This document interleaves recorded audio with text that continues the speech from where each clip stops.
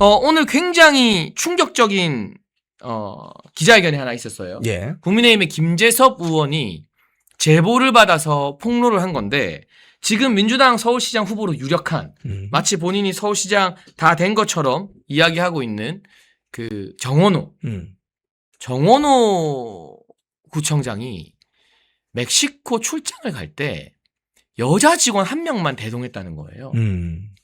근데 남성 정치인이나 기관장이 여러 명 같이 가는 게 아니라 여자 직원을 한 명만 동석시키는 건 좀 이례적인 일이긴 하잖아요. 거기다가 굳이 안 가도 돼 보이는데 그 중남미 일정 중에 이틀을 일부러 버스 타고 6시간 가서 멕시코 칸쿤이라고 하면은 전 세계 최고의 휴양지이자 신혼여행지로 유명한 데거든요. 아주 비싼 데예요. 예. 막 하와이 같은 느낌이에요. 예, 따지고 예, 보면. 예. 거기에 이틀 있다 왔다는 거예요. 그래놓고 이게 뭔가 자기들은 구청의 표기 실수라고 하는데 이게 뭔가 자기들이 생각해도 좀 눈치가 보였는지 이 직원 성별을 여자가 아니라 남자로 했다가 걸린 거예요. 남자 아니잖아, 여자잖아. 그러니까 지금 뭔가 정원호 주변에서 이런 여자 문제에 대한 제보들이 막 올라오고 있는 것 같은데 이 사건 서울시장 선거판을 흔들 정도의 심각한 폭로 아닙니까? 김재섭 의원이 김재섭 의원이 여러분 아시는 것처럼 헬스에 미친 자라고 헬친 자라고 별명이 그렇게 되어 있습니다. 한 건 했네요. 근데 간만에 한 건 했네요. 자, 일단 김재섭 의원 일단 별표 몇 개 드리겠습니다. 자, 그런데 이 사건은 이제 이걸 봐야 됩니다. 아니 구청장이 남성 구청장이 여성 직원하고 출장 갈 수 있죠. 네. 출장 갈 수 있습니다. 출장 못 가라는 법 있습니까? 갈 수 있습니다. 그런데 이 칸쿤에 왜 갔을까? 우리가 이걸 한번 좀 살펴볼 필요가 있겠습니다. 칸쿤은 이제 방금 우리 장혜찬 전 최고위원 말씀하신 것처럼 휴양지인데 우리 공무원 업계에 계신 분들 해외 출장 가면은 이 휴양지 같은 거를 걸치면은 상당히 오해받습니다. 오해. 한번 휴양지 사진도 좀 볼 수 있으면 좋겠는데. 저 지금 나오는데 완전 저게 하와이 뺨치는 그 고급 휴양지인 거예요. 저기가 칸쿤입니까? 그러니까 예를 들면 지방 의원들이요. 예. 구의원들이나 시의원들이 국회의원도 마찬가지지만 예. 해외 연수랍시고 예. 막 프랑스 파리, 이탈리아 로마 이런 데 가면 누구 국민 세금으로 거기서 뭐 했노라고 욕을 엄청 먹어요. 그렇죠. 근데 그런 도시도 아니고 대놓고 저런 신혼여행지 휴양지를 일정에 넣어서 간다? 아니 저기 갔다 와서 보고서 같은 거 있습니까? 아무것도 없대요. 그러면 저기 왜 갔어요? 그냥 회의 하나 띡 적어놨는데 그게 진짜 실체가 있는 회의인지 무슨 회의인지도 모르겠고. 아니 근데 저게 섬이네요, 칸쿤이. 일종의 바닷가 휴양지인 것 같아요. 저는 저게 되게 부자들만 가는 데래요. 야, 저는 칸쿤이란 걸 이번에 처음 들어봤는데 사진을 보니까 아예 마이애미 해변처럼 쭉 섬이 이렇게 돼 있는데. 아니 지금 11명 갔다고 하니까 조심하라는 댓글이 나오는데 예. 그 11명이 전체 출장 다니지만 예. 그 중에 성동구청 소속은 예. 정원호 구청장이랑 그 여직원 둘인 거예요. 아, 그렇군요. 그러니까 보통은 근데 구청장이 가면 예. 남자 직원이 수행으로 붙거나 예. 여자 남자 같이 몇 명이 붙는데 예. 그 11명은 이제 다른 의원실 이런 게 다 해서 11명인 거고 구청에서 파견 나간 건 구청장이랑 여자 직원인 거예요. 저 사진을 보니까 휴양지네. 휴양지 하와이라니까 하와이. 하와이네, 하와이. 멕시코의 하와이라니까요. 네가 가라 하와이. 네가 갔네. 근데 저게 참 이게 사실은요. 공무 출장이라는 것이 저렇게 다녀오면은 레포트를 잘 쓰게 돼 있습니다.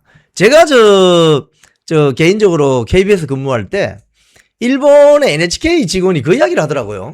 한국 사람들은 쉽게 이야기하면은 연수의 개념이 너무 다양하다는 거예요.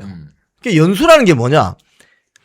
연수라는 것은 어떤 지역에 가서 어떤 사안에 대해서 공부를 한다든지 어떤 지역 시찰을 하든지 이런 게 있잖아요. 그죠?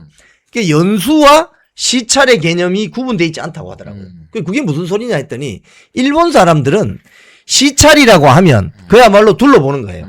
레포트 안 써도 돼. 시찰은 그냥 눈으로 보고 돌아다닌다는 뜻이거든요. 시찰은. 근데 연수란 것은 갈고 닦는 겁니다.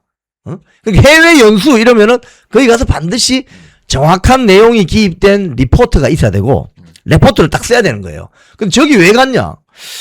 공무 출장이라면 이거는 시찰보다는 연수가 가까울 텐데 저기에 대한 상세한 레포트가 있어야 되는 겁니다. 그러니까 이게 간 이유가요.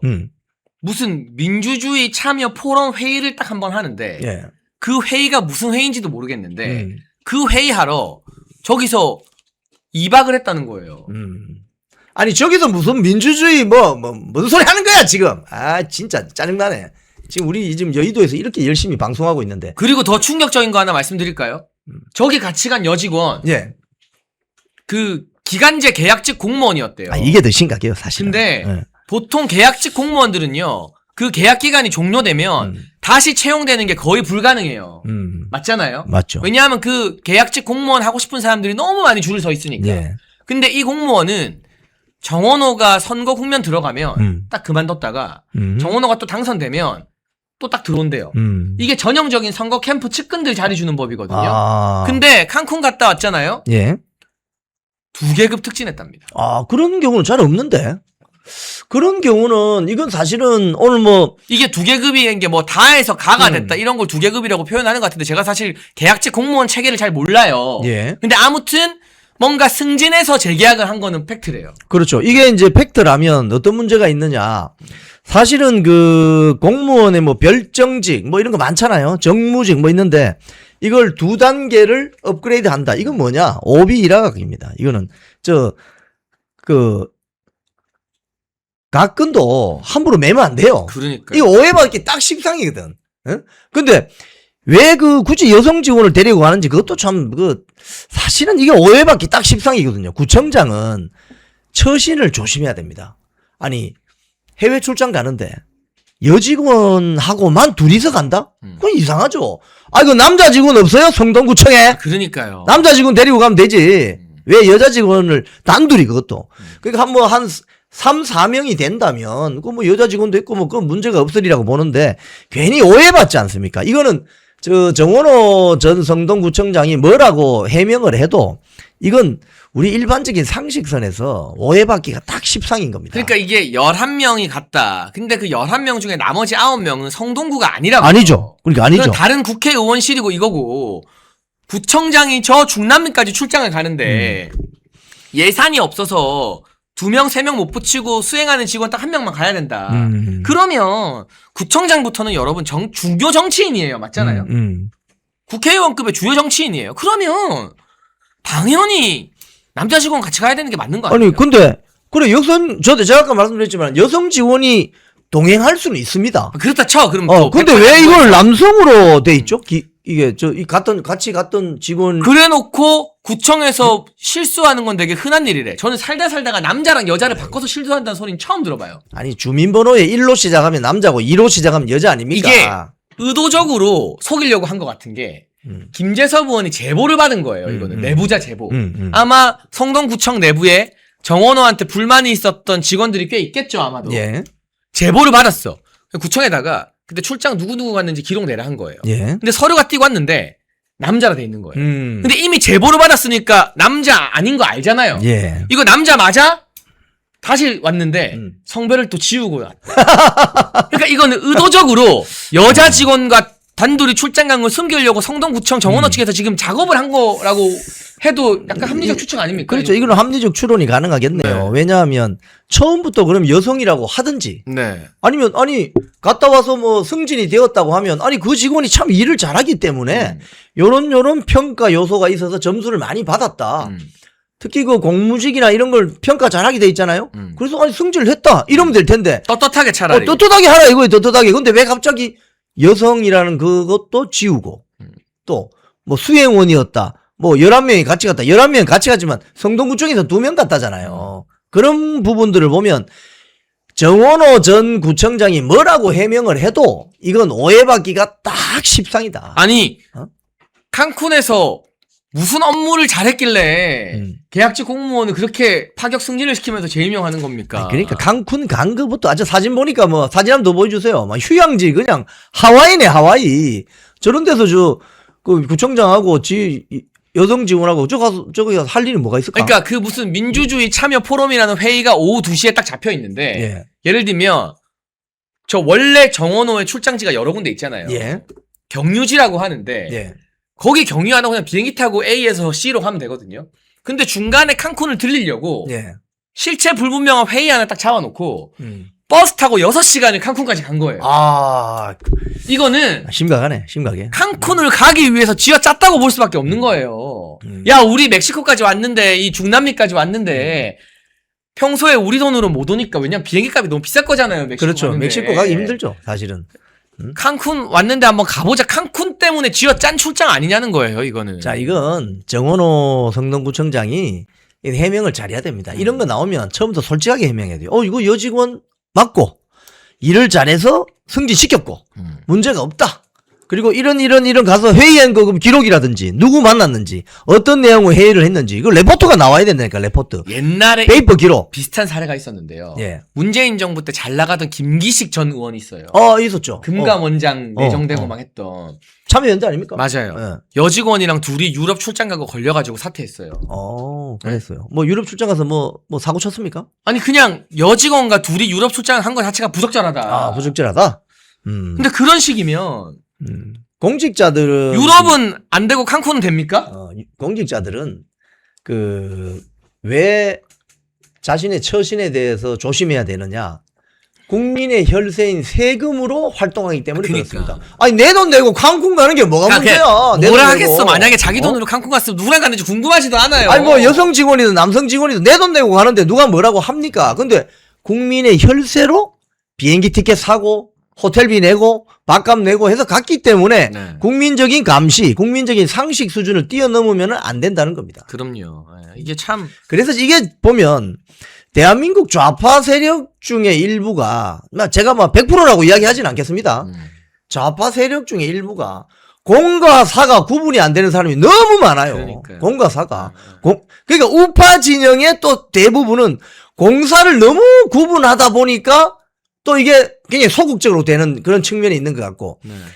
좌파 진영은 공사 구분이 아예 안 되니까 이게 더 큰 문제죠. 네. 그런 사람은 공직에 가면 안 되는 겁니다. 기본적으로. 네. 그 말씀 드릴 수 있겠네요. 지금 이 칸쿤 사태가 일파말파 어디까지 퍼질지 한번 지켜봐야 될 것 같은데 저는 이게 서울시장 선거판을 흔들 빅이슈라고 생각해요. 왜냐하면 우리 국민들과 유권자들이 이런 도덕적인 문제에 아주 관심이 많고 특히 이런 석연치 않은 여직원 동행 이슈는 주부층 표심이 굉장히 큰 영향을 끼치지 않겠습니까? 여성도 지금 유권자의 절반은 여성이고 그러니까요. 또 서울시장 선거라는 것이 수도권 지역에서는 초미의 관심사를 가지고 저 있으니까. 출장비가 2,800만 원이라는 댓글도 나오네요. 뭐 해외 출장 가면은 기본 그 몇천만 원 나오죠. 썼겠죠. 예, 뭐 비행기 타고 가서 예. 뭐 오래 있었으면. 예. 와. 거기 또 뭐 일비, 식비 이런 거 다 계산되니까. 문제는 저게 우리 세금이라는 거잖아요. 그렇죠. 문제는. 결국은 이게 왜 문제를 삼느냐 하면 세금이기 때문에 그렇습니다, 여러분. 세금은 공식적인 계정에서 공식적으로 적법하게 쓰여져야 됩니다. 가령 해외 출장, 저도 뭐 KBS 있을 때 해외 출장 많이 갔다 왔습니다. 심지어는 출장비를 탔는데 남아가지고 다시 또 반납한 적도 있어요. 저는 한 100여만 원 반납한 적이 있습니다. 왜냐하면 그 출장비 명목이 딱 있거든요. 그죠? 근데 반납한 적도 있지만 출장비가 모자란 적도 있습니다. 무슨 소리냐면 가령 스위스 같은 경우에 가면은 제가 스위스 출장 가서 깜짝 놀랐는데 이게 이제 20년 전에 출장비 기준으로 책정이 돼 있어요. 그 당시에 제가 한 10여 년 전에 갔을 때. 아니, 점심 값이 제일 싼 게 햄버거 하나가 거의 5만 원 가까이 해요. 그러면은 이거 20여 년 전에 출장비 기준으로는 버틸 수가 없습니다. 그래서 출장비가 동이 난다든지.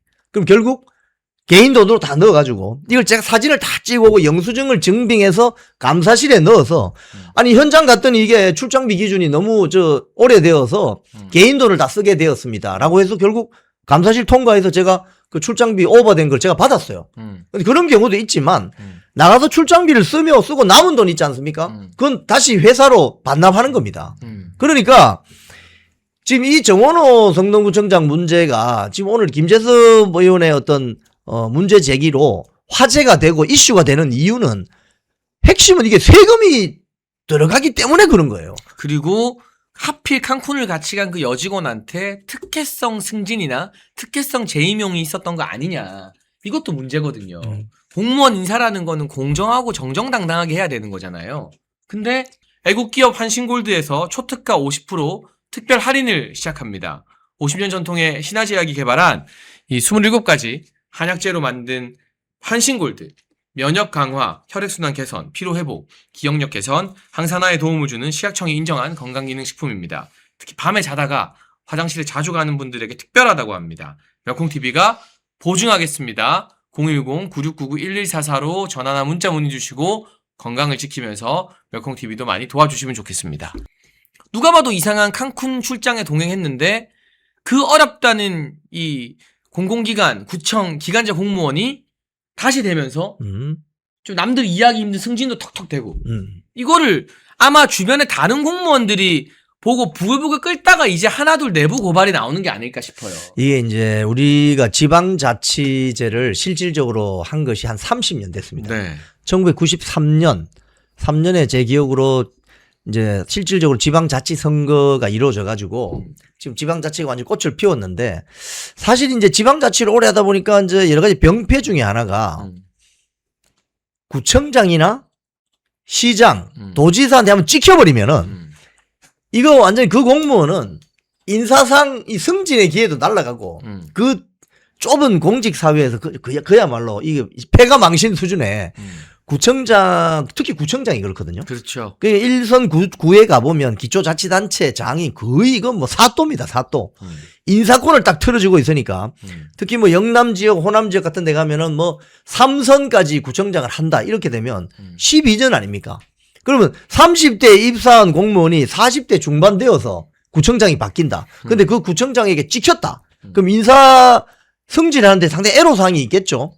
그렇기 때문에 거의 구청장은 이거 뭐, 완전히 도깨비 방망이 같은, 그래서 직원들이 꼼짝달싹 못하는 이런 사실 그런 구조가 있어요. 그러니까 그렇기 때문에. 사실은 국회의원보다 어떤 면에서는 구청장이나 군수 파워가 더 세요. 아, 그럼요. 왜냐하면 국회의원은 직원이 9명이거든요. 음. 근데 구청장은 그 구청 인사를 자기 마음대로 할 수 있는 거예요. 음. 누구를 승진시키고 말고 이런 그렇죠. 것들을. 그렇죠. 네. 그래서 아까 어느 분이 좀, 정정을 해주셨는데, 맞습니다. 95년도 지방선거. 그러니까 YS 정부 때 95년도 지방선거가 이루어졌는데, 저때 이제 막 지방선거가 이루어지면서 많은 지자체가 자치 한 30년 하면서 좋아진 것도 있습니다. 뭐 우리 주변에 뭐 이런 눈에 잘 보이지 않았던 하천 정비가 이루어진다든지 뭐 산에 이런 뭐 나무 계단을 만든다든지 아주 선 효과가 있는데, 좀 내부적으로 보면 구청장들이나 기초자치단체장들이 막강한 인사 권한을 행사하기 때문에 한번 찍혔다면 끝나는 거예요. 그래서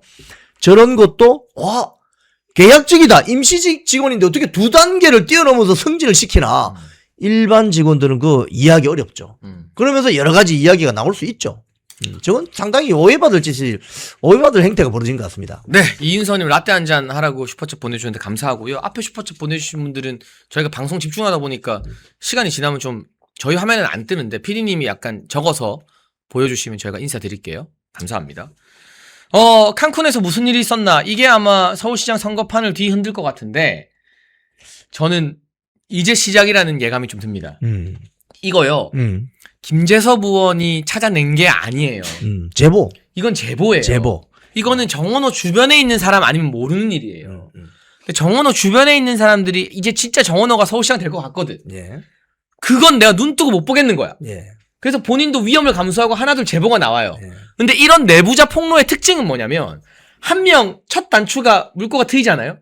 그럼 너도 나도 나 이거 아는데 나 저거 아는데 이제 계속 나오게 돼 있는 거예요. 네. 아니 지금 우리가 뭐 멀리 갈 것도 없이 10년 전에 벌어진 이런 거 보면 뭐 부산시장 오거돈 씨 아니 그 여직원 그 성폭력 사건 그것도 사실은 지방선거 뭐 선거 전후인가요? 근데 그 일도 보면은 부산 시민들에게 엄청난 마음의 상처를 줬습니다.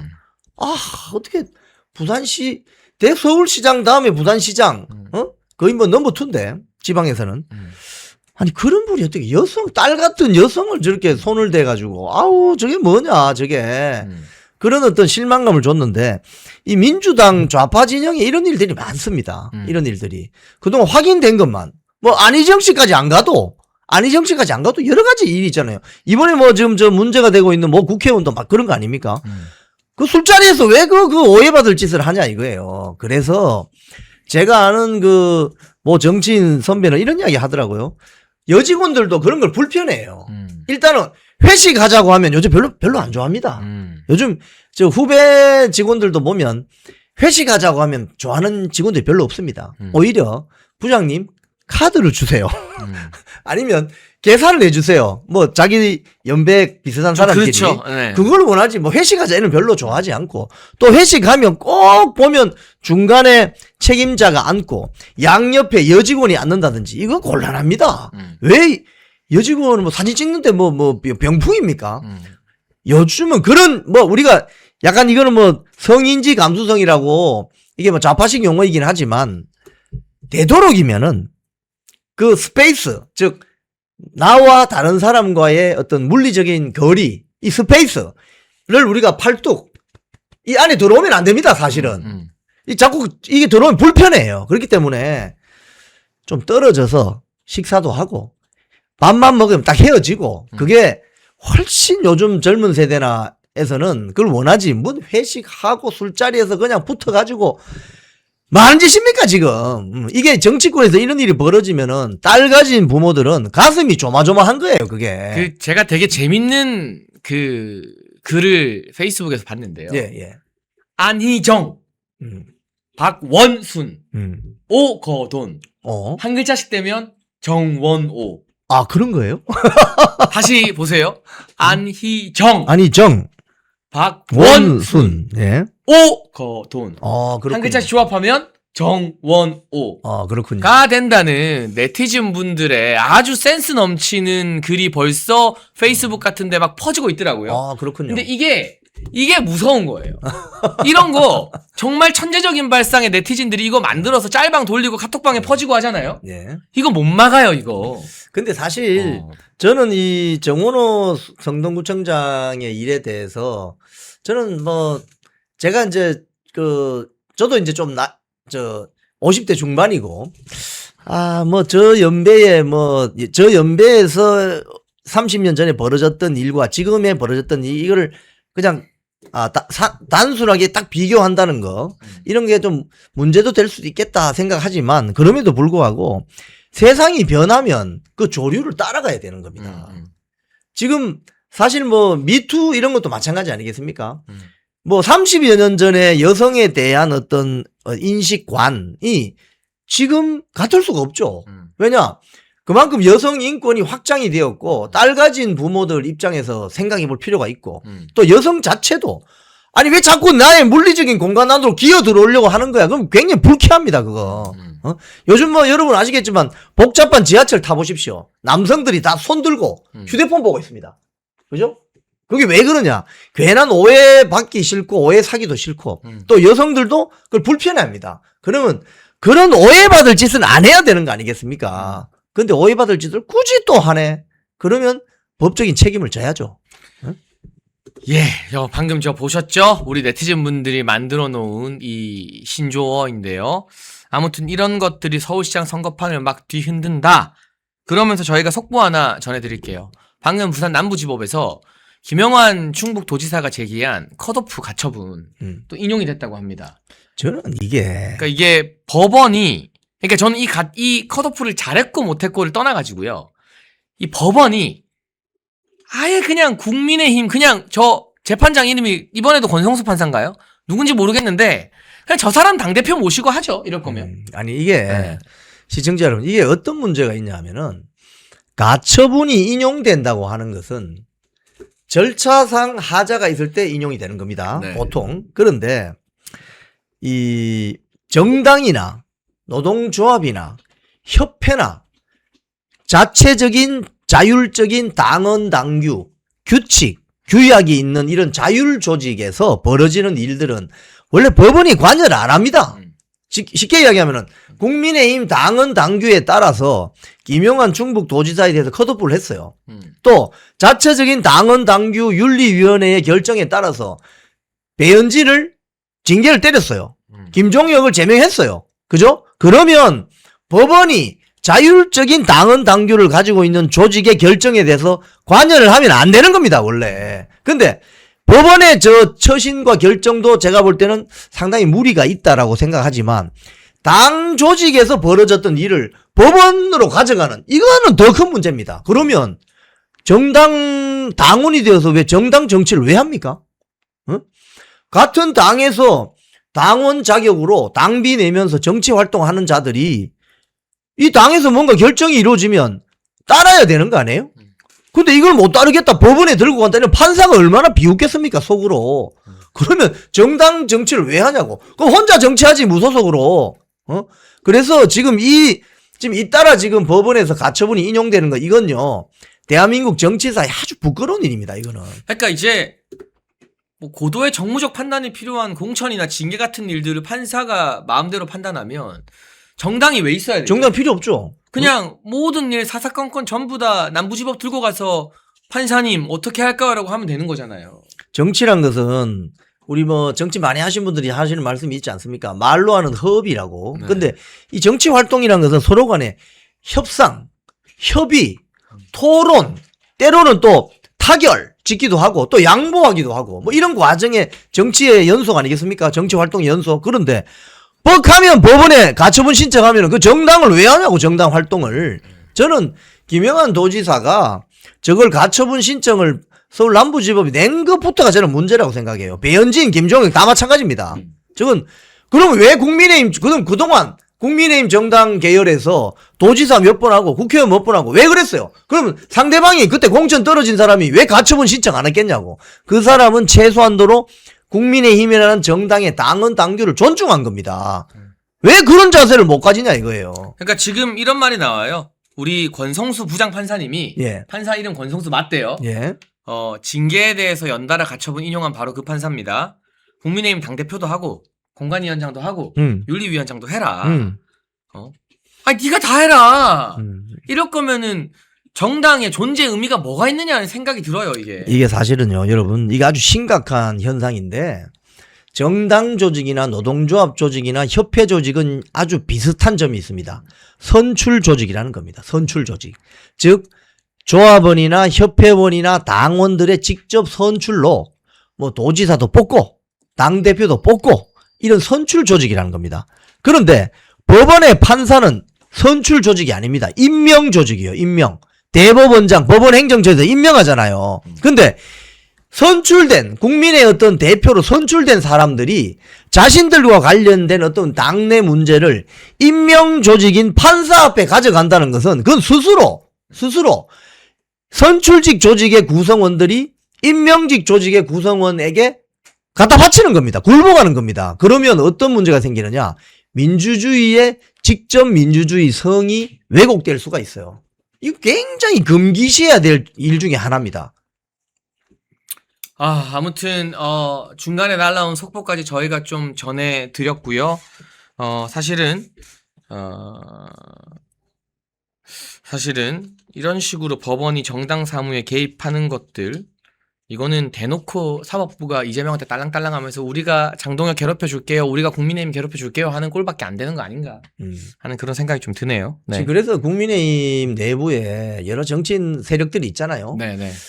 특히 이제 지금 사실은 오늘 같은 경우에 환율이 지금 1,500원을 돌파하고 1,530원 넘었어요. 지금 얼마나 이 이재명 정권에 대해서 실정에 대해서 비판하면서 강력한 회초리를 댈 수 있는 아이템들이 쏟아지는데 맞아요.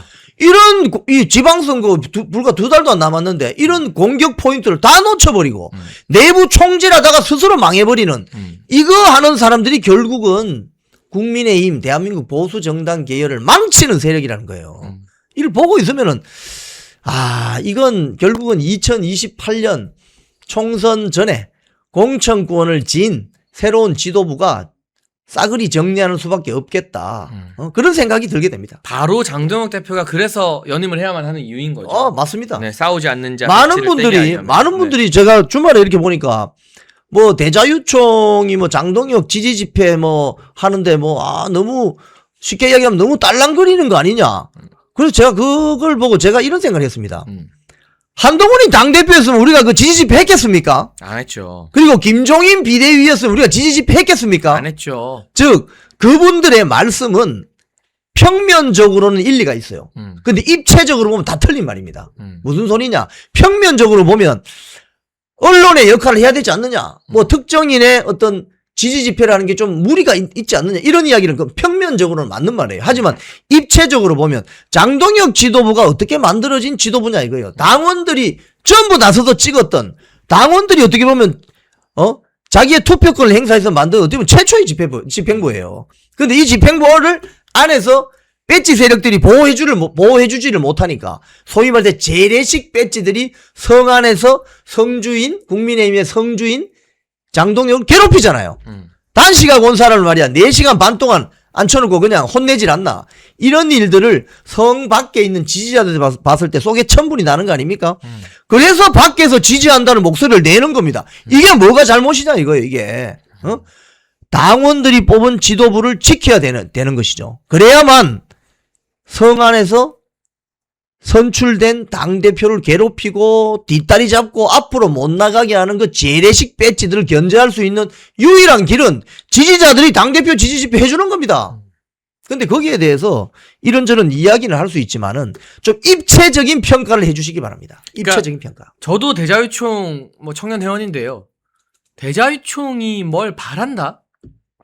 지금 국민의힘 내부 분위기가 얼마나 살벌한지 모르고 하시는 이야기예요. 그러니까요. 이야기를 잘 몰라서 그런 소리 하는 거예요. 지방선거 끝나면 장동혁 쫓아내고 기득권들이 비대위 만들고 전대해서 총선 공천권 나눠 먹자는 게 국민의힘 내부의 압도적 분위기예요. 그러면 대자유총이 한 자리 원하면 그 꿍꿍이 하고 있는 중진들이나 기득권이랑 손잡겠죠. 근데 제가 봤을 때 대자유총은 장동혁이라는 인물이 아니면 국민의힘의 저 기득권, 웰빙들을 쓸어낼 수가 없으니까. 그렇죠. 그 점이죠. 그 점. 그거 하겠다고 장동혁 도와준다는 거지. 그 점이에요. 자리 바라고 콩콩을 바라면 남들이 다 이번에 이정현 사태 때문에 장동혁 욕할 때 같이 욕했겠죠. 그러면 조회수 더 많이 올라가고 할 텐데 욕먹고 조회수 떨어지고 구독자 떨어져도 장동혁이 무너지면 국민의힘은 또 그 나물에 그 밥이 되고 아무것도 안 바뀌니까 장동혁 지키겠다 하면서 저희가 같이 계란도 맞고 욕도 먹는 거거든요. 장동혁 지도부가 만약에 무너진다. 이번 지방선거 이후에 저렇게 분탕질을 치고 뭐 가처분 신청을 하고 해서 장동혁 지도부가 만약에 무너진다. 그러면 그 다음에 나타날 지도부가 누구냐? 김종인 비대위, 한동훈 비대위, 조갑재, 정규재 비대위 아니겠습니까? 그런 비대위를 원하십니까? 이 원하는 건 두 가지 부류가 있어요. 첫 번째는 위장 우파들입니다. 위장 우파들이 국민의힘 정당을 완전히 꼬꾸라뜨리기 위해서 마치 우파인 것처럼 이렇게 하는 수가 있고, 두 번째는 뭐냐? 앞뒤 선후 관계를 잘 모르는 입체적으로 분석이 안 되는 분들이에요. 근데 한 번 속으면 그건 실수지만 두 번, 세 번 속으면 그건 바보입니다. 제가 그래서 그 간곡한 말씀을 드리는 거예요. 장동혁 지도부를 지켜내는 길이 대한민국 보수 우파 정당을 온전하게 지켜내는 길이다. 이걸 꼭 말씀드리고 싶습니다. 일단은 먼저 이것부터 좀 시작을 해보겠습니다. 그 정원호 부청장 지금 민주당 예비 후보로 나와 있는데 이 칸쿤 출장 관련된 의혹이 계속 커지고 있어요. 네, 이 부분도 살펴보고 계실 것 같은데 일단은 한번 지금까지 뭐 여러 흐름들이 좀 있었습니다. 김재섭 의원이 먼저 의혹 제기를 했죠.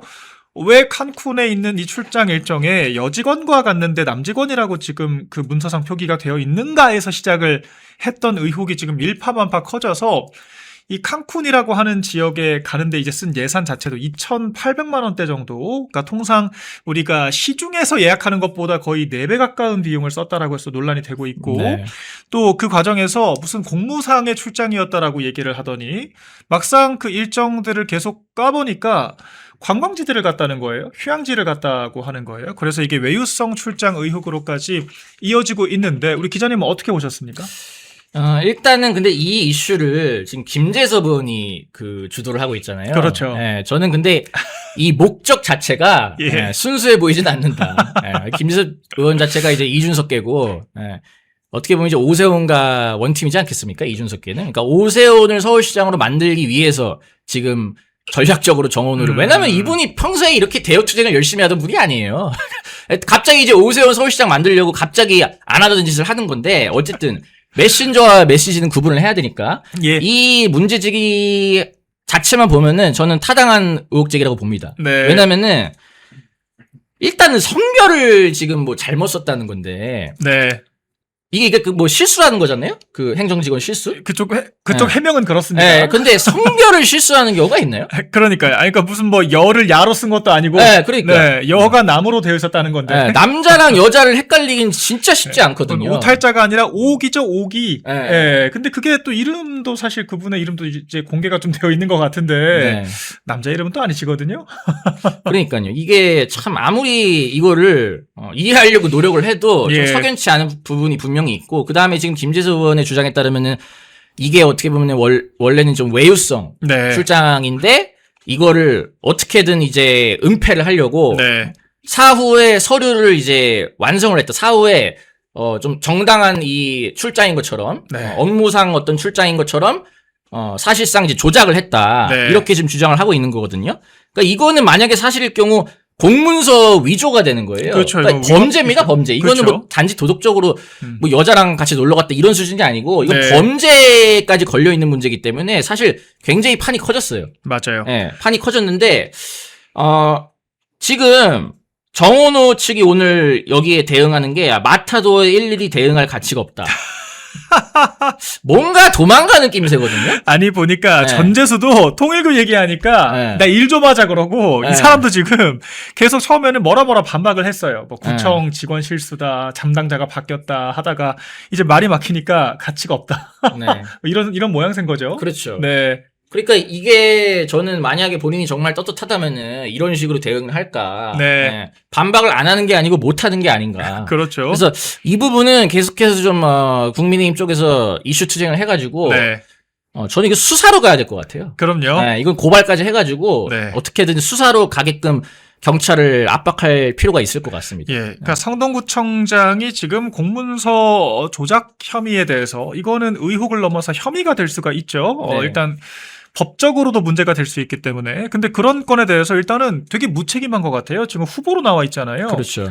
예비 후보로 지금 뭐 다른 것도 아니고 서울시장, 뭐 광역단체장을 하겠다고 나온 사람이 대응할 가치가 없다라고 하는 것도 황당한데, 이게 공문서 조작이라 그러면 단순히 조작에서 끝난 게 아니라 왜 조작을 했을까까지 가야 될 거 아니겠습니까? 네. 지금 문제가 되는 게 그 여직원과 출장, 그러니까 칸쿤 일정도 전혀 해당 일정에 불필요한 일정인데 굳이 2박 3일 동안 버스 6시간 타가지고 그거를 경유를 해서 갔단 말이에요. 네. 그리고 정말 의문스럽게도 갔다 오고 나서 해당 여직원이 파격 재취업이 됐다는 겁니다. 말이 재취업이지 다급에서 가급으로, 그러니까 6급에서 4급으로 2단계 특진을 했다라고 하는 거예요. 네. 그럼 결과적으로 이 서류 조작이라고 하는 게 다분히 이 여성과의 어떤 뭐 특정한 뭐 관계성 같은 의혹을 떠나서라도 특혜를 주기 위한 그런 과정에서 있는 게 아닌가, 결부되는 게 아닌가, 네. 이런 의심까지 갈 수가 있잖아요. 아니 근데 그렇죠. 지방 공무원들 2계단 승진하는 거 엄청 힘들거든요. 네. 그러니까 9급에서 6급 되는데 충주맨이 10년 걸렸다는데 6급, 4급 되는 게 몇 배 힘듭니다. 네. 네. 그러니까 이런 부분들까지 저희가 계속 짚어봐야 될 것 같아요. 어떻게 좀 보시나요? 뭐 김재섭의 한계도 이병준 씨 한계인 듯 하는데 저랑 아무리 저를 반대한다 하더라도 이준석 돌만이랑 동일선상에 놓는 거는 그거 말이 안 되죠. 상식적인 얘기를 좀 하시기 바라고. 어쨌든 이게 사실상 승진을 시켜준 거란 말이에요. 2계단이나. 그러니까 특혜성 승진이라고밖에 의심할 수밖에 없는 부분이고, 네. 이 부분은 정확하게 왜 이렇게 재취업을 시켜줬는지 이 정원호 씨가 해명을 해야 돼요. 네. 해명을 해가지고 국민들이 납득을 할 수 있을 때 이걸 넘어갈 수 있는 거지. 이거를 그냥 의혹이 그대로 남아있는데 난 대응하지 않겠다? 네. 이렇게 가서는 의혹이 오히려 증폭될 수밖에 없는 부분이죠. 그렇죠. 그렇죠. 네. 공무상 출장이라고 하는 건 일단 거짓말로 드러났지 않습니까? 거기 네. 그 휴양지 사진 한번 피디님 찾아주세요. 거기 휴양지가 뭐 제가 평생 가본 곳 중에서도 정말 저는 그런 데 본 적 없는 것 같거든요. 네. 그러니까 신혼여행 내지 정말 이른바 이제 부르주아들이나 가는 뭐 이제 그런 휴양지라고 하는 평가들을 좀 받더라고요. 정말 일반 사람들 웬만하면 가기도 힘든 그런 정도의 여행지. 그리고 그 비용도 2,800만 원 썼다라고 하는 거는 우리 웬만한 유럽 여행 10박으로 가도 그 정도 비용 안 나오거든요. 네. 그러니까 정말 국민 세금을 말도 안 되는 명목을 가지고 지금 썼다라고 저기가 칸쿤이라고 합니다. 야, 정말 어마어마한 곳에 다녀왔죠. 가서 회의 한 건하고 2박 3일 동안 관광지 돌다가 돌아왔다라고 하는데 일단은 공무상의 출장은 아니었던 것 같고요. 어떻게 봐도 공무상 출장이라고 하기는 어려워 보이고요. 이런 부분들을 출장 해당 출장에 대해서 적격 그 평가에 대해서도 나중 가서 서명이 생성되는 그런 상황들에 대해서 지금 대응할 가치가 없다라고 하니까 이 부분 계속 논란될 것 같습니다. 근데 민주당이 지금 늘 하는 거 있잖아요. 불리해지면은 이거 여성 혐오다.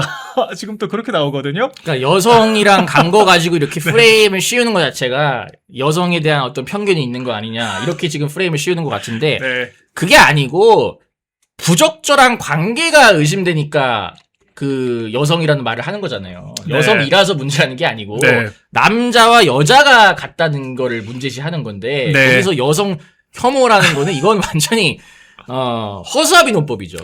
상대가 하지도 않은 말을 했다고 가정을 하고 이제 반박을 네. 하는. 시대착오적 발상이다 뭐 이제 그러는 건데 아니 뭐 꼭 여자라서 지금 문제 삼는 게 아니라 뭐 특집 문제도 있고 외유성 문제도 있고 지금 수천만 원 세금 갖다 쓴 것도 있고 여러 문제들이 있지 않습니까? 저희가 이 얘기 계속 짚어봐야 될 것 같고 한 발 더 나가서 지금 그 민주당에서는 김재섭 의원 법적 조치도 검토하겠다. 그리고 한 번 더 나가서 뭐 윤리위에 또 제소를 하겠대요. 네, 국회 윤리위 제소를 하겠다라고 하는 거죠. 그래서 이게 지금 여당이 오버 액션 하는 것도 결과적으로 캥기는 게 있으니까 그래 보여요. 이거 뭐 정원호를 넘어서 여당이 지금 대신 대리인 역할을 하고 있습니다. 이미 후보 됐나 봐요. 그러니까요. 네. 지금 뭐 사실상 이재명 픽이다 이거죠. 그러니까요. 이재명 픽이고 뭐 사실상 압도적 지지를 받고 있으니까 우리도 사실 정원호가 후보로 나올 거를 사실상 가정하고 있잖아요. 그렇죠. 그러니까 그렇게 지금 판이 흘러가고 있는 것 같아요. 네. 근데 뭐 정원호 구청장이 이런 식으로 의혹이 계속 터지는 상황에서 끝까지 버틸 수 있을지 모르겠습니다. 좀 버텨줘야 될 텐데 정원호 구청장 나온다라고 했을 때 뭐 서울시 저희 뭐 선거 이대로 가면 좀 괜찮을 수 있지 않을까 어떻게 생각하세요? 이런 여러 논란들이 있는 상황에서 국힘 입장에서요. 그렇죠. 정원호는 충분히 해볼 만한 상대라고 봐요. 네, 지금 상황 그렇죠. 상대라고 네. 보는데 문제는 이제 우리 쪽 후보가 누가 되느냐. 네. 저는 솔직히 말씀드리면 오세훈 시장으로는 저는 쉽지는 않을 거다. 이 정도 말씀드리겠습니다. 네. 알겠습니다. 또 이제 그 여당 얘기 조금 더 이어가 보자면 지금 민주당에서 현금 살포 의혹 김관영 지금 현직 전북도지사죠. 전북도지사를 긴급 제명 의결을 했고 지금 경선 후보 자격도 박탈을 했어요. 근데 지금 모르겠습니다. 일단은 전북도지사 같은 경우에는 민주당이 일단 후보 내면은 당선될 가능성이 굉장히 큰 지역인 건데 현직 도지사 관련해서 돌연 이렇게 제명 결정을 한 걸 두고 여러 이야기들이 나와요. 후보 뭐 잘라내기라고 하는 이야기도 있고 이런 부분도 어떻게 보셨나요?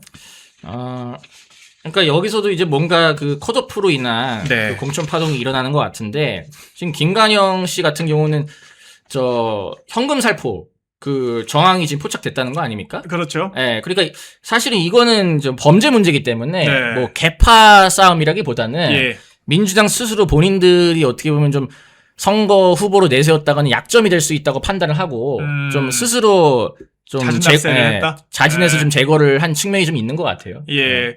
근데 여기 사실 지역 자체가 뭐 전체 판세에 영향을 미칠 수도 있겠지만 그 일단 후보 내면은 웬만하면은 당선이 될 수 있는 사실 민주당의 텃밭에 해당하는 지역이잖아요. 네. 그래서 누구를 올리려고 현직 도지사 컷오프 시켰는가 이것 좀 지켜보는 것도 중요할 것 같고 이거 잠깐 짚어봤고요.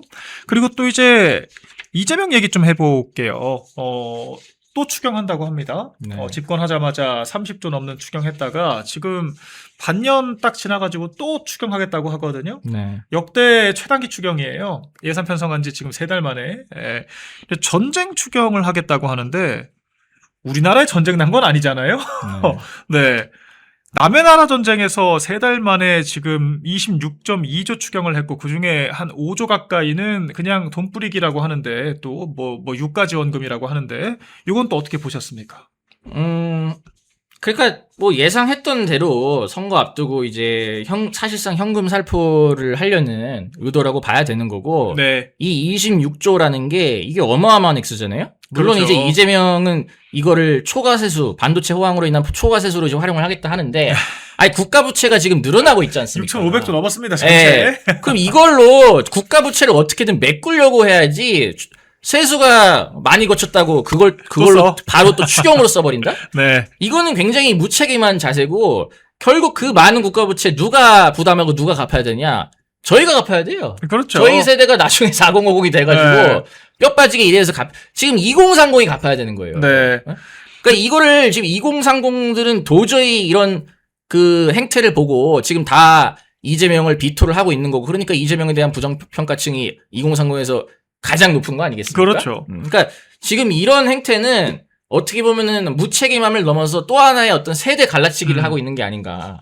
그러니까 이게 저도 너무 사실 여러모로 너무 이상하지 않나요? 왜 그러냐면 그 윤석열 정권 초반에도 우크라 전쟁 터졌고 그땐 정말 큰 전쟁이었고 장기 전쟁이었는데도 네. 이 정도로 경제가 망가지지 않았거든요. 네, 환율 1,200원대 방어를 했었고 물가도 이렇게 폭등하지 않았고 네. 그때 무슨 뭐 환율이 무슨 지금처럼 1,500원대 돼가지고 전쟁 추경을 하겠다라고 하는 게 이 단어부터가 전 좀 이상한 것 같아요. 네. 보통 국가재정법상 뭐 전쟁 추경이다라고 하는 표현을 쓰려면 우리나라의 전쟁이 나야 되거든요. 네. 남의 나라 전쟁 핑계로 지금 추경을 해야 되는 것도 웃긴데 애국기업 한신골드에서 초특가 50% 특별 할인을 시작합니다.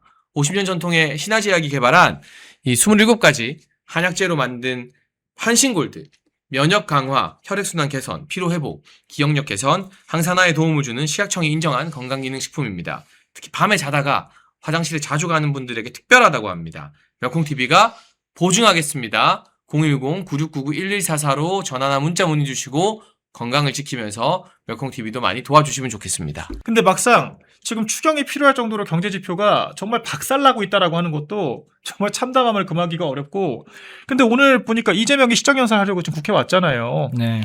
민주당 지금 거의 축제 분위기더라고요. 뭐 잘한 게 있다고? 선거 앞두고 돈 뿌려가지고 지금 뭐 기분 좋은 건가? 이거 피디 한번 사진 찾아주시면 좋을 것 같은데 그 강훈식 실장이랑 이재명이랑 그 박주민 의원 옆에 찰싹 달라붙어가지고 약간 이렇게 볼 맞대고 그런 사진도 막 돌아다니더라고요. 네. 네.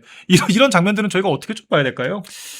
하여튼 지금 이게 그 전쟁이라고 이제 얘기를 하는데 사실은 저는 그 이재명 입장에서는 어떻게 보면 굉장히 좋은 핑계거리 하나가 생겼다. 그러니까요. 돈 네. 뿌리려고 핑계 삼는 것 예, 같아요. 그러니까 환율이 지금 1,500원대 왔다 갔다 하고 물가가 폭등하고 유가가 폭등한 게 이게 이란 전쟁이 일어나고 발생한 게 아니잖아요. 그러니까요. 예, 그 한참 전부터 이어져 오고 있던 게 어떻게 보면 이란전으로 인해서 조금 더 악화가 됐을 뿐인데 작년부터 난리였어요. 예, 정말 이재명 입장에서는 좋은 핑계거리가 하나 생겼다. 네. 예, 그래서 이거를 지금 전쟁을 이거를 핑계로 추경을 한다는 거는 이거는 국민들한테 어떻게 보면 그동안 자기가 그 해왔던 실정을 은폐하는 거고 어떻게 보면 국민들한테 사기를 치는 거죠. 네. 정확하게 솔직하게 고백을 해야죠. 본인이 경제 말아먹어서 지금 추경할 수밖에 없다. 네. 솔직하게 얘기를 하면 우리가 이해하려고 노력해서 할 수 있을 텐데 지금 마치 그 전에 있었던 그 모든 실정은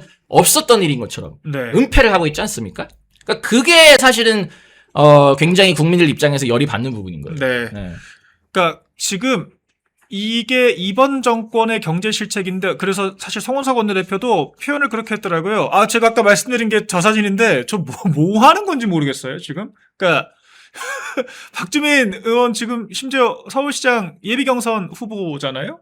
저건 뭐 명심의 구애를 하겠다는 건지 알 수 없는데 그러니까 지금 국가 위기 상황이고 무슨 전쟁 추경하겠다고 나와가지고 뭐 국가 중대사를 논하는 자리라고 하기에는 자기들끼리 지금 뭐 축제 벌이는 것 같습니다. 그러니까 저게 뭔가 박주민 입장에서는 약간 좀 친문으로 예. 그 비명계로 좀 분류가 되는 측면이 있잖아요. 그러니까 네. 본인들이 뭔가 경선에서 좀 우위를 점하기 위해서는 개딸들의 표심이 필요하니까 예. 나 친명이다. 나 이재명 이렇게 좋아한다. 나 이재명 위해서 일할 거다. 이런 어떤 좀 그 느낌을 주기 위해서 저런 식으로 아부아첨을 한 게 아닌가. 근데 제가 볼 때 머릿속으로는요, 실제로 저렇게 이재명 좋아하지는 않을 겁니다. 예. 저녁 식사 시간에 비상할 만한 사실 보여드려가지고 죄송합니다.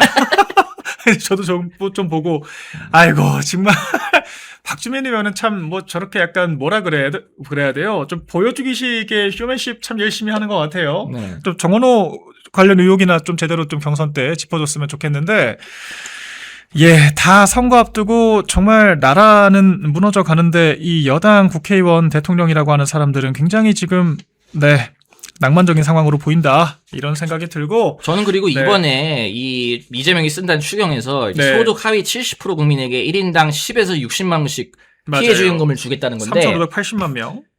소득 하위 70%면요. 아까 제가 예를 들면 정말 어려운 계층, 네. 빈곤 계층을 위해서 불가피하게 하겠다. 그럼 이해를 하겠는데 하위 70%가 빈곤 계층인가요?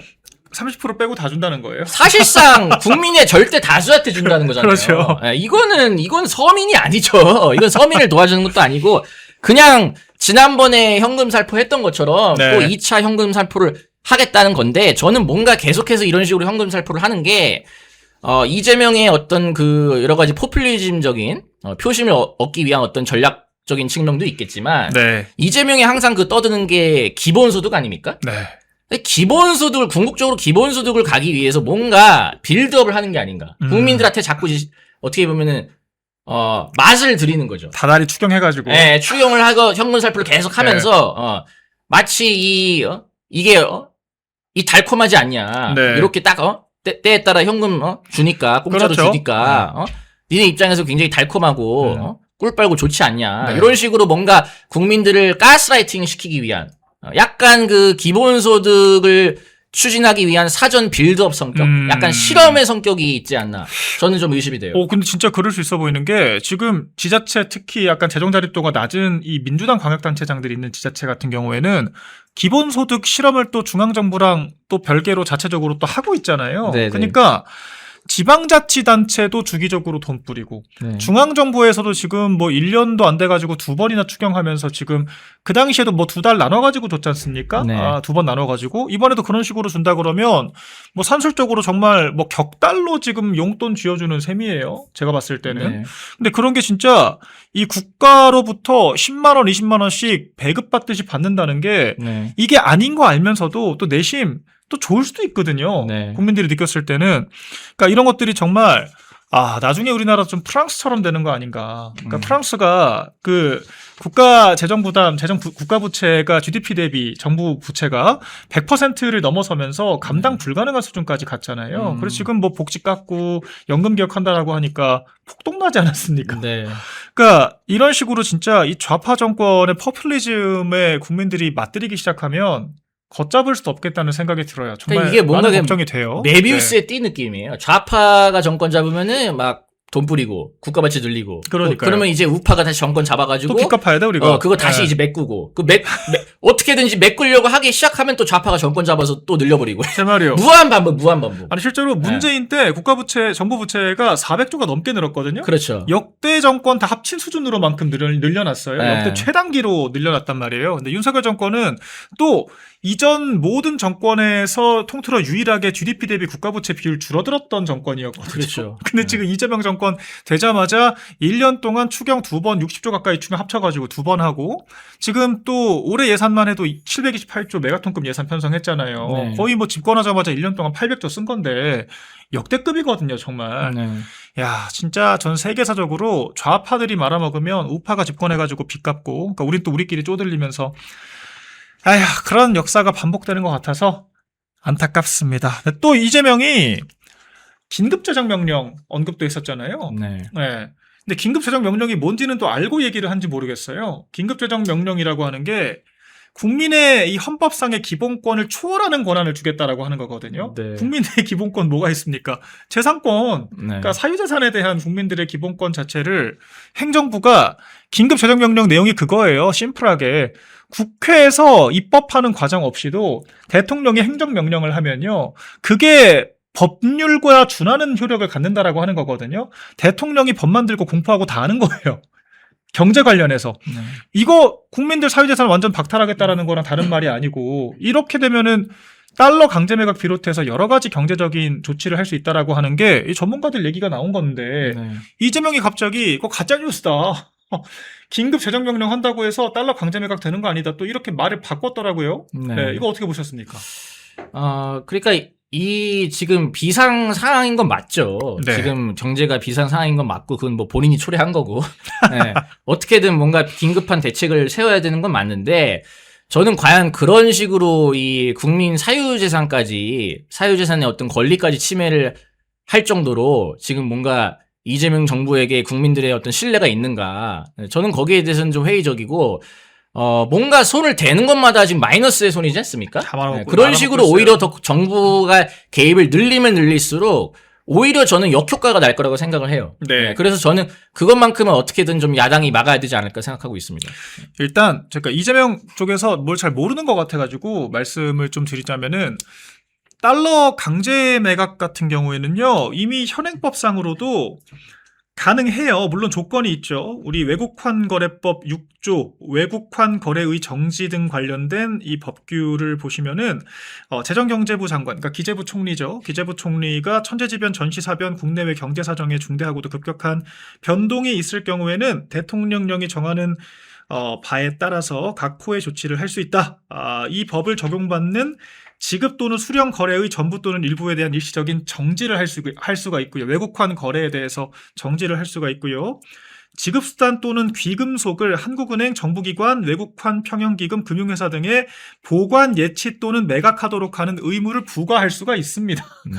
이미 천재지변에 준하는 상황이 있을 때는 외국환 거래법 등 현행법에 따라서도 기재부 총리가 할 수 있는 내용이거든요. 네. 달러 강제 매각이라고 하는 게. 근데 이게 그 긴급 재정명령 까지 하게 되면은 이것보다 훨씬 더 강력한 조치까지 할 수 있다라고 하는 게 이미 현행 법규에 존재하거든요. 그러니까 이런 얘기를 거론했다라고 하는 것 자체가 우리나라 지금 국가 IMF 경고까지 나올 정도로 지금 외환 보유고에 대한 위기 신호가 오고 있는데 그럼 대통령이 자기 입으로 얘기한 거 아닙니까? 더 악화되면은 국민들한테 부담 전가시킬 수도 있다라고 얘기를 본인이 한 건데 가짜 뉴스라고 얘기를 하시니까 좀 당혹스럽고 결과적으로 그 긴급 재정명령이 곧 경제계엄이라고 하는 사실을 모르고 얘기를 한 것 같아요. 네. 그러니까 어떻게든 지금 그만큼 비상 상황이 아니고, 뭔가 지금, 상황이 지금 정부의 계획대로 흘러가고 있으니, 걱정하지 마라. 약간 네. 그런 식으로 국민들을 좀 가스라이팅 하기 위해서 그런 식의 어떤 말장난을 하는 게 아닌가 싶어요. 네. 그걸 고지고대로 솔직하게 고백을 네. 해버리면은, 이거 뭐야, 잘 흘러가는 줄 알았는데 아니었어? 이런 네. 식으로 가스라이팅해서 깨지게 되지 않습니까? 예. 그러니까 본인들 그 개딸들의 가스라이팅을 한마디로 그 가두리 안에 그 사람들을 붙잡아 두기 위해서 선거 때까지. 네. 그런 식으로 좀 진실을 은폐하는 게 아닌가. 나 일하고 있다. 예. 근데 사실 경제 나빠졌을 때 저런 얘기 하는 거 진짜 아마추어거든요. 왜냐면은 대통령이 우리 이런 정도 극단적인 조치 없으면은 우리 경제 살리기 힘들어라고 자백한 거 아닙니까? 네. 환율 잡을 방법 없다 뭐 어쩌라고 하는 건 한 발 더 나가서 이 정도 안 하면 지금 경제 못 잡아라고 하면은 아니 상식적으로 누가 우리나라에 투자를 하고 누가 우리나라에서 경제 활동하겠어요. 대통령부터가 지금 대안 없다라고 자백을 하고 있는데 그렇기 때문에 정말 대책 없는 얘기를 한 거고 그리고 오늘부터 달러 환전 규제 실제로 시작됐습니다. 원래 하루 일일 최대 1만 달러까지 환전을 할 수 있도록 되어 있는데 관련 규정이 오늘부터 적용되는 거예요. 하루 환전 제한에서 월 1만 달러 제한 그리고 연 3만 달러 제한으로 제한 범주가 늘어났습니다. 결과적으로 정부가 환율 관리가 안 되니까 국민들에 대한 재산권에 대한 규제를 점점 넓히고 있다라고 하는 거고 연 4,500만 원 이상 환전 불가하다라고 하는 거예요. 이거는 하나, KB, 신한, 우리은행 모두 동일 적용되는 내용이니까 방송 보시는 분들 또 참고해 주시면 될 것 같고요. 지금 경제가 정말 감당할 수 없을 정도로 나빠지고 있다. 네. 코멘트 한번 해주시고 잠깐 광고 보고 다시 시작하겠습니다. 네. 하여튼, 이 경제 문제가 결국에는 선거에서 가장 큰 그 핵심 아젠다로, 핵심 주제로 이제 부상을 할 텐데, 저는 이런 이슈에 대해서 좀, 국민의힘이 더 적극적으로, 네. 문제 제기를 하면서 이슈 투쟁을 좀 했으면 좋겠어요. 맞습니다. 그러니까 이게 당대표만 할 게 아니고, 네. 좀 이 스피커 역할을 하는 사람들이 많아져야 돼요. 맞아요. 그래서 지금 이런 어떤 그 환전 제한이라든가 이런 것들도 다 어떻게 보면 국민들의 기본권을 축소시키는 방향으로 가고 있는 거지 않겠습니까? 네. 이런 어떤 통제와 제한의 방향으로 정부가 계속해서 가고 있다. 이 점을 잘 부각을 시키면은 뭐 자유를 추구하는 국민들 입장에서는 이재명 정부의 힘을 실어줄 이유가 없어지는 거거든요. 네. 그러니까 그 부분을 좀 잘 부각을 시켜서 공론화를 하면은 저는 이재명 지지율이 지금 뭐 60%가 넘고 막 이런 얘기들이 나오고 있는데 그래도 많이 좀 뺄 수 있을 겁니다. 그러니까요. 네. 그러니까 팬데믹 때 우리가 그 코로나 사태 때 문재인 정권에서 국민 자유권 그냥 전적으로 박탈해 버렸잖아요. 네. 뭐 영업 시간 자체를 제한시켜 버리고 뭐 백신 안 맞으면 헬스장도 못 가게 하고. 그렇죠. 근데 지금 똑같이 좌파들은 그냥 똑같아요. 레퍼토리가. 조금 자기네들의 실정으로 위기 상황이 닥치면은 국민들 옥죄고 통제하면서 그런 문제들을 극복하려고 하니까 점점 더 국민적인 실망감 커지지 않을까 생각을 해보고요. 우리 보수의 결집을 하기 위해서 멸콩TV가 멸콩천사라는 후원회를 만들었습니다. 1,004명이 함께하는 멸콩TV 공식 회원 캠페인입니다. 행동하는 1,004명만 모이면 보수의 목소리는 절대 쉽게 흔들리지 않습니다. 가입은 채팅창에 올려놓은 링크로 가능하고요. 어려우신 분들은 010-9939-1144 이 전화번호로 멸콩천사 문자 보내주시면 저희가 어떻게 가입하는지 안내를 드리도록 하겠습니다. 말이 아닌 참여로, 행동으로 멸콩천사로 함께해 주시면 저희가 멸콩TV 제작하는데 정말 큰 힘이 될 것 같습니다.